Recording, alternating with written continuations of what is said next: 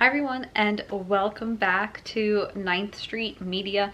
In today's video, we are going to be doing a deep dive into influencers and just the history of influencers. So since this is the first deep dive on this channel, I'm just going to go over what these videos will be.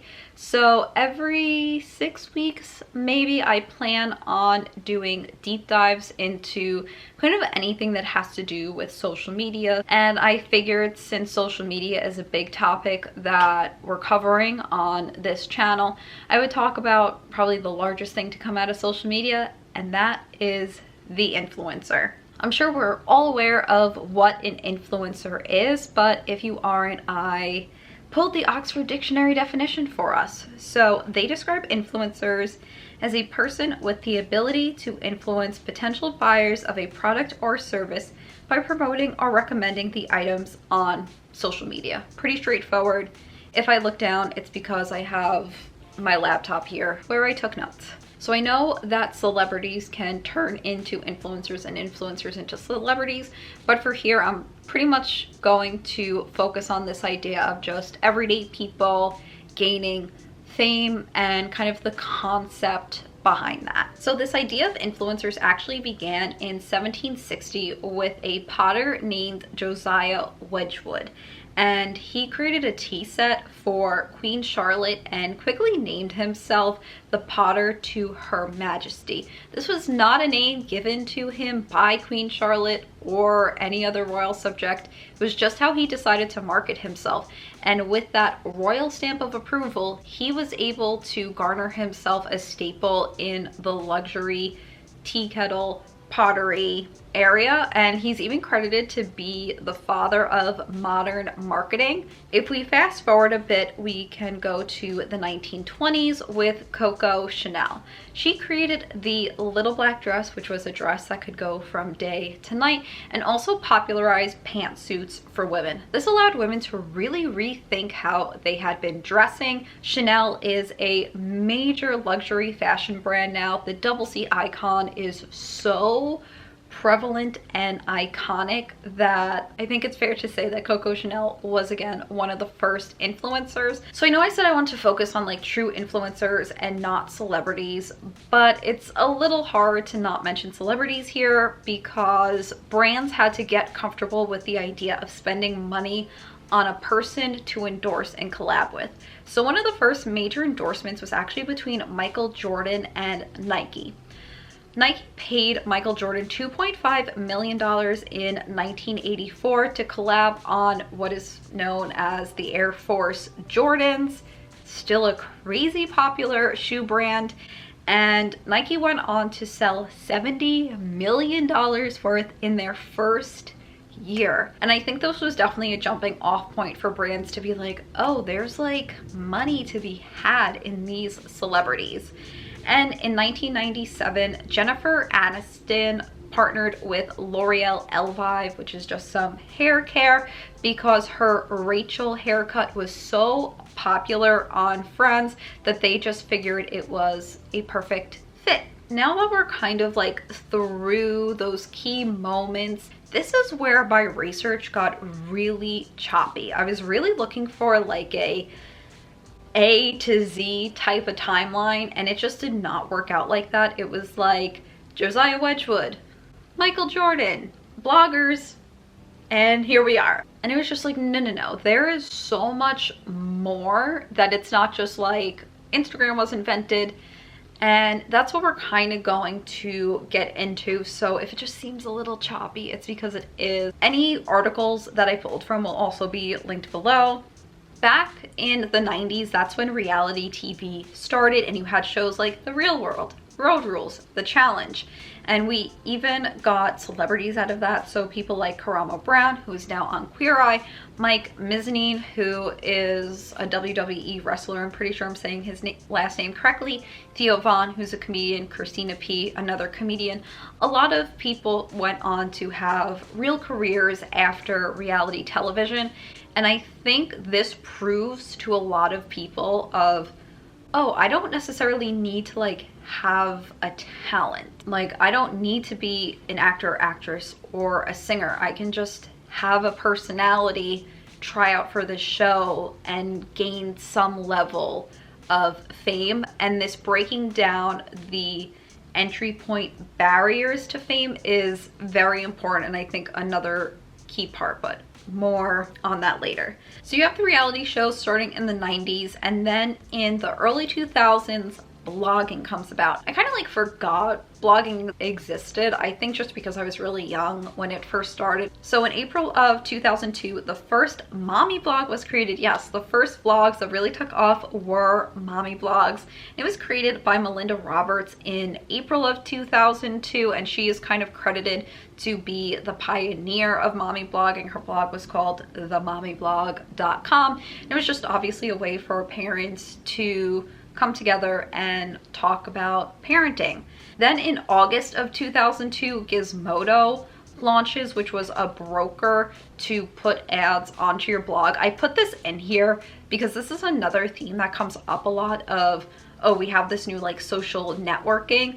Here are the brands, here's the monetization portion of it, and just how quickly it kind of follows. And then in 2003, Google AdSense is invented, which did not know Google AdSense had been around that long. But something else why influencers, I think, gain popularity is because we're nosy. Humans are nosy. We want to know what's going on in everybody's life, and influencers give us that.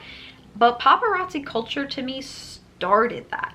That what is this person wearing? Where are they eating? Who are they partying with? Who are they dating? Like, all of this stuff just kind of fed that almost innate human need to know, to gossip. And I mean, the biggest socialite at the time was Paris Hilton. How no one mentioned Paris Hilton is beyond me. Maybe it's my own bias. But to me, Paris Hilton was that thread between like regular celebrity and an influencer brand. Because I knew Paris Hilton as Paris Hilton before I knew she was the granddaughter of Conrad Hilton, who was the heiress to Hilton Hotels. I knew her as this beautiful, skinny, blonde, rich girl who would party with Lindsay Lohan and Britney Spears, and she was always like in a juicy tracksuit, and she loved pink and like sparkles, and she would say that's hot, and she had this tiny little chihuahua named Tinkerbell, and it was so cute. And I literally think it's one of the reasons I'm obsessed with chihuahuas is because of her. She had her show with Nicole Richie in 2003, The Simple Life, but she definitely broke out of that like traditional Hilton heiress look, and she was known for partying and being photographed and just like being the wild rebel child. I think she still has some of that in her. Yeah, she created her own life. I mean, yes, she's an heiress and she started out rich, but she's made millions and millions of dollars off of the brand of just being her. And I think it's that concept that really shows that, oh, you can create your own persona. And close on her heels was Kim Kardashian. You might be sick of them, but I just have to talk about it really fast. So Kim Kardashian was actually Paris Hilton's assistant at one point. Like Paris, I knew Kim Kardashian as Kim Kardashian before I knew who her father Robert was, who was the lawyer in the O.J. Simpson case. Like, I learned that stuff way after I knew who Kim was. But Kim has said it herself, she wanted to be famous. She was made for fame. She wanted this life.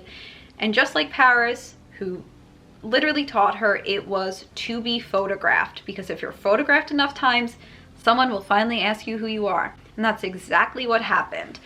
Paris went out with just her assistant, Kim, one night and was photographed, and the paparazzi started yelling, Kim, Kim, Kim. And here we are, $900 million later. So it's kind of like, I don't want to say Paris walked so Kim could run, because Paris is a whole entity and very successful, but it's like Paris was that celebrity influencer and Kim was just like maybe the first influencer, though she definitely still had connections that not, you know, like the regular influencers nowadays necessarily have. But again, she was there, and they created their television show, Keeping Up with the Kardashians, in 2007. So while this paparazzi reality TV show thing is playing out, we have the rise of social media. So in May of 2005, YouTube launches, and in September of 2005, they had their first video hit 1 million views, which ironically was a Nike ad. So even though YouTube was like created to just share little pieces of your life, it was an ad.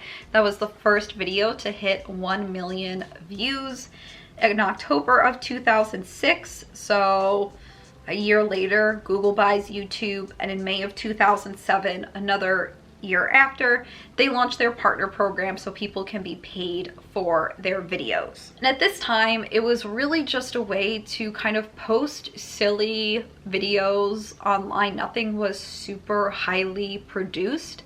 You did have channels like Smosh, which just quickly, so Smosh was actually Smosh.com in 2002, started by Anthony Padilla. And then as YouTube launched, he talked his friend Ian Hecox into joining him.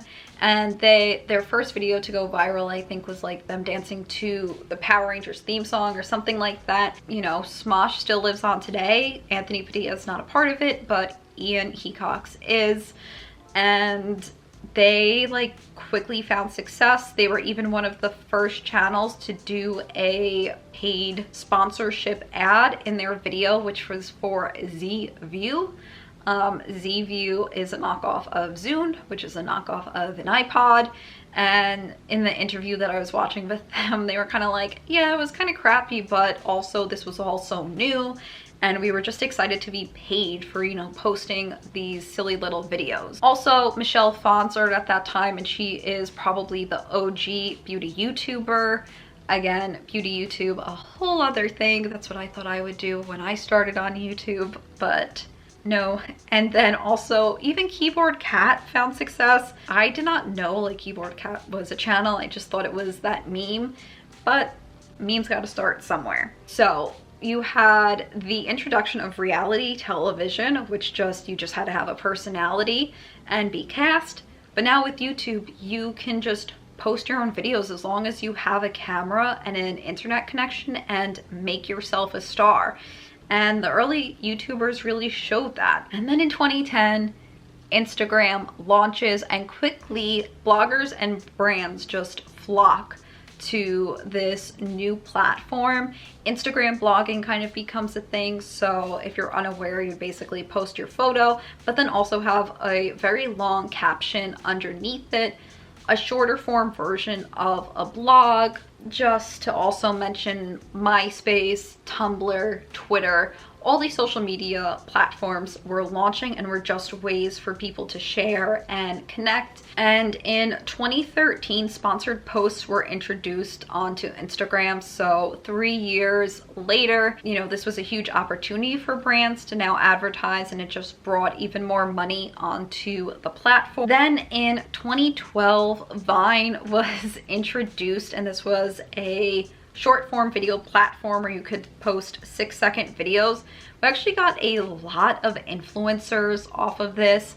Lele Pons, King Bach, Amanda Cerny, Jake Paul, Logan Paul. A lot of people came off of Vine. Vine obviously shut down, but what a lot of these influencers, as we'll call them, were able to do was bring their audiences over to other platforms. So most of those people I just mentioned have YouTube channels. They now have TikToks, which I'll get into, but also Instagram. Now, Vine definitely introduced and paved the way for the short form video content. So Musical.ly, which is now TikTok, it is the most downloaded social media platform on the app stores. And I would say a majority of the influencers now are TikTokers. Like, a lot of the influencer names I hear are, oh, they got started on TikTok. Charlie D'Amelio, Dixie D'Amelio, Addison Rae, Noah Beck. I told you it was kind of like gonna go fast, and there's a lot happening.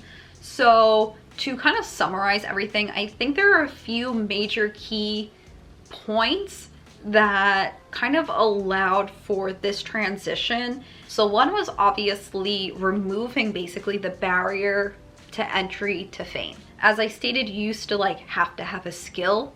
You know, not that I'm saying marketing yourself and creating content online isn't a skill, but like singing or acting, or when reality TV, you had to be cast. But now you cast yourself, and if you can pump out quality content that has some form of virality or resonates with people, you can gain some level of fame. You know, it's so big that you have influencers, micro influencers, nano influencers. It's really endless, and when you think about it, we're all technically influencers because we talk to our friends and family about products or things, and that's how word of mouth gets around. I also want to note in here that early on in the Facebook days, Amazon was kind of like one of the first people to really push for their consumers to post on Facebook. So they would literally ask people, hey, like, post your haul on your Facebook account. And I thought that was really, I don't know if funny's the right word, but that Amazon saw the power that word of mouth had between just like friends and family that could garner them more sales, and knew that, hey, yeah, you're probably going to trust your friend over this ad or this celebrity. And then now Amazon has their affiliate programs and their storefronts and their Amazon influencers. Number two is the paparazzi culture that I think really just like fed into our need to know what was happening in other people's lives, and almost, I don't know, maybe conditioned us to caring. Even create stars, you know, influencers call the Hollywood fix on themselves nowadays just to get in the media and show exposure and almost create this false hype, because you think, well, if this person's being pictured or photographed, well, then obviously they need to like be famous and interesting, or else why would they be photographed? Because you can call the paparazzi on yourself and just create a spectacle. Again, learning from that Paris Hilton, Kim Kardashian archetype. And then finally, I think a big one is just this capitalistic culture that we live in.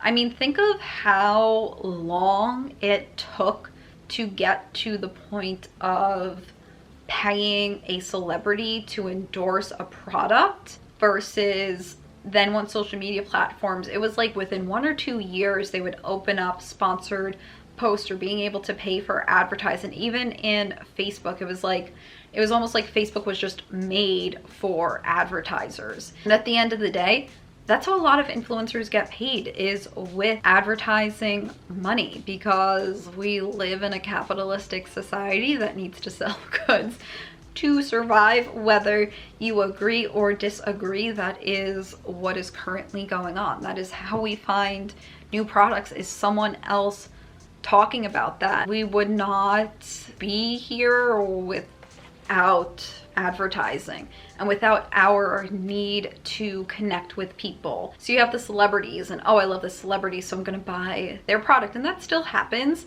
but then that kind of came oversaturated. So then you go to these influencers who are just regular people who are posting their lives, talking about their favorite products, and oh, I'm gonna trust them more than a celebrity because it's like we know each other, like we're friends, because I see them every day on Instagram, every week on YouTube, multiple times a day on TikTok.